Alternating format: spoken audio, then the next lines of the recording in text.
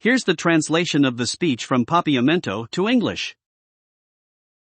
Mr. President, honorable members of Parliament, ministers and guests, ladies and gentlemen, good morning.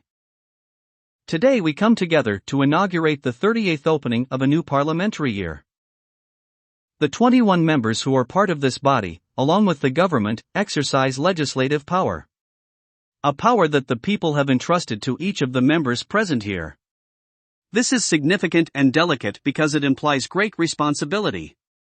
The responsibility to defend, protect, and safeguard the principles of our rule of law. Democracy is valuable. Democracy is not only the foundation upon which governance and representation of the people are based, but is the lifeline of coexistence, respect, freedom, equality, justice, and inclusive participation. It is crucial for us to unite, stand up, and defend the principles of equality and human dignity, which is a task for all of us. Defend and protect the most vulnerable, as well as those without a voice, those whom life has not given the opportunity to develop themselves, those who have made Aruba their home, those who help our country progress, but still live marginalized. It is our collective duty to ensure the well-being of all these groups, where we can share well-being as a result of balanced and sustainable growth in an environment of freedom and respect for every citizen. In defending and protecting these values, there is no room for sowing hatred, intolerance towards others, or lack of respect for our neighbors at all levels, often using the anonymity of social networks. We are called upon to set a good example. We, in this room, are a reflection of our society. Mr. President, Aruba is recovering financially and economically and is gradually overcoming several critical phases after the hard blow of recent years. The government's management will focus on this during the year that begins today. The economic outlook remains positive for 2024. This continues to be reflected in the budget submitted to Parliament for 2024, where the government forecasts a better financial result than the previous year.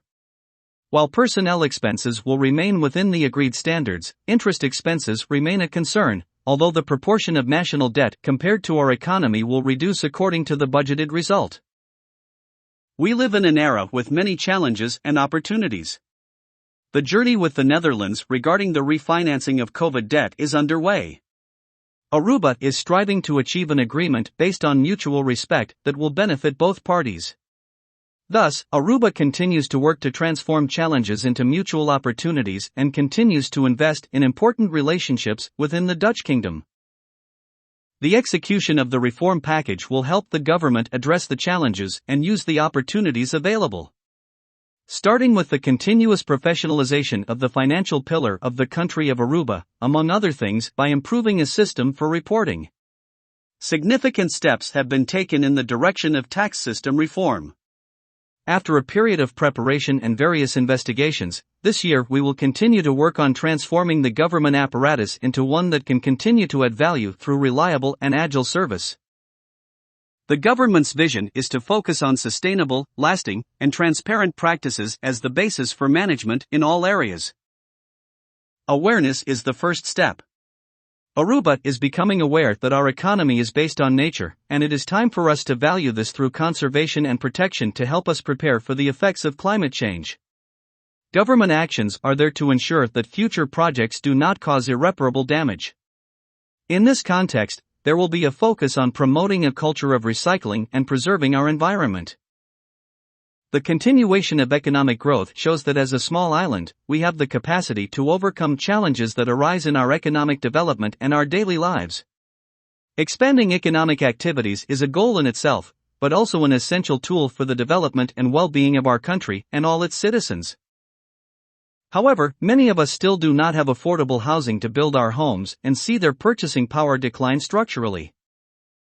Not only is the participation of every citizen in the expansion of our economy a fundamental condition to guarantee a sustainable and inclusive economy, but it also increases their opportunities to achieve their goals and their means of livelihood. Stimulating more economic sectors in a sustainable and inclusive way takes time and investment. The business and investment climate will continue to improve by continuing to promote that all traders have equal conditions and opportunities to do their business. Therefore, we will continue with the action plan to combat the informal economy and thus stimulate fair competition that will also benefit the consumer. At the same time, we are looking for options to value our resources, which can result in a new economic model where the environment gets its value based on less use of conventional fuel. As a small economy, economic cooperation with countries in the region is beneficial for trade and consumers. We will intensify cooperation with our sister islands in various economic areas. With the goal of bringing economic activity back to the centers of Oranjestad and San Nicolas, we will continue to implement, among other things, the Oranjestad revitalization plan with more lighting, parking, and areas for entertainment and recreation for locals and tourists. The government's goal is to provide the necessary stimulus for the private sector to also invest in the city centers in turn. Soon the revitalization process of San Nicolas will begin, promoting new development and reviving what already exists. It is important to emphasize that development can only truly be called development if it is inclusive, in which no one is left behind. The social, economic, and political inclusion of one and all must be promoted. The government is working on an awareness campaign to promote equality, and a national forum will take place where interest groups are invited to come together and discuss various topics that are alive in our community, among others, demographic forecast, pension, and quality of care, as well as the challenges our elderly face. Mr. President, the results of the investigation into education in Aruba have been aligned to achieve the goals that are the basic quality of education, education for all, and competencies suitable for the current and future world. Basic quality of education means that every student has the right to participate in quality education that offers the opportunity to continue growing. The primary education process can function well if it has a strong support mechanism and the necessary conditions. Data, finance, good school management, and adaptation of laws are part of this mechanism. Education is the foundation to give young people the necessary opportunities to contribute positively to our society. To achieve inclusion in education, we will continue with innovation in professional education to have a better transition between different levels and will continue to work for better alignment with the labor market. We will adapt the approach to primary, secondary, and higher education to offer better opportunities for students and ensure that the transition from one type of education to another is feasible. A national commission has been set up to implement the UNESCO Convention for the Safeguarding of Intangible Cultural Heritage in Aruba. A national commission has also been established to develop a national plan for cultural education, and a cultural fund has been established for research on the Caribbean part of the kingdom. Recently, for the first time, the government of Aruba nationally commemorated the abolition of slavery in Aruba.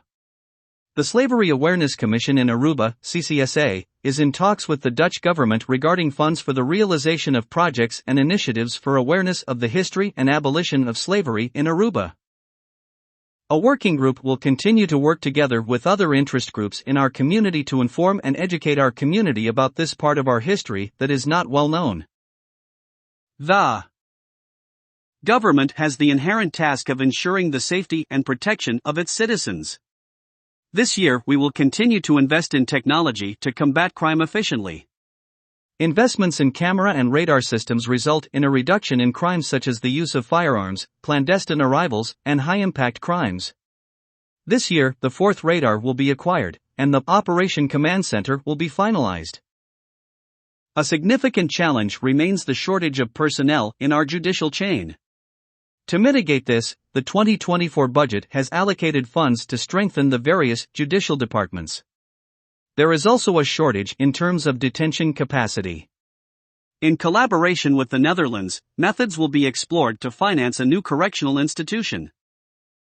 Mr. President, economic development must not only be inclusive, but it has added value when everyone can see, measure, and feel the benefits of their efforts. Therefore, a continuous point of attention is to guide young people who have deviated from the right path and whose environment does not give them the opportunities they deserve. What an average family needs to support themselves continues to increase, and the government has the task of executing management to mitigate this. The government will continue to allocate funds with the goal of providing adequate care for mental health and addiction issues. A priority area remains the fair and humane treatment of those undocumented or in the process of legalizing their stay on our island. We will work to establish a sustainable care sector, for which the recently closed care agreement with care providers in Aruba will be used as a guide. The government will place more concrete emphasis on chronic disease prevention programs and improve the quality of life of our people. This year, various projects will start where innovation and technology will be used, where the patient will be central, and care will be provided in a multidisciplinary manner. The latest official labor market figures indicate a very positive development, with the unemployment rate dropping to 4.3%. Special attention is needed for our young people in the labor market, where the focus will be on supporting and promoting their sustainable qualities. These qualities include knowledge, skills, values, and the necessary attitude to live, develop, and sustain a society using sustainable and efficient resources. With developments in the field of sustainable energy, the government confirms its contribution and commitment to achieving a protected environment and a healthy world for future generations. The government, together with all the parties involved, will dedicate even more effort to improving the Aruba product so that our island can continue to offer a high-quality product to our visitors. Investments will be made in infrastructure projects that concern not only tourism but also the protection of our cultural and natural heritage to continue offering our citizens and visitors a quality experience. Diversifying the tourism market in America, Latin America, and Europe remains part of our strategy. Our airport is the foundation of our country's development. Next year, the first phase of the major Gateway 2030 project will end at our Reina Beatrix Airport. Mr. President, Aruba, recently and also in the past, has shown that no matter how small it may be, it has not laughed at the challenges that have arisen in its path, no matter how heavy and hard they may have been. History reminds us that in the past, Aruba faced significant challenges. At the most critical moments, it has been shown that Aruba knows how to navigate both calm and turbulent waters. It is like the watapana tree with its deep roots that, even though it is under strong wind, does not break but becomes stronger and more resistant. So even though there are significant challenges we have to face, working together and with the central goal of moving our country forward, we can create a better and more sustainable future.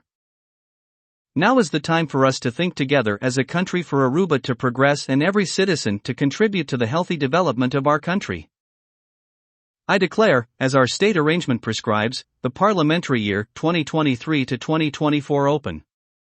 May God illuminate and guide our steps and decisions on the path to the well-being and progress of our country, and may we not be indifferent when it comes to protecting and defending what democracy means. Thank you very much. Please note that while I've aimed to provide an accurate translation, some nuances or cultural references might be better understood in the original language.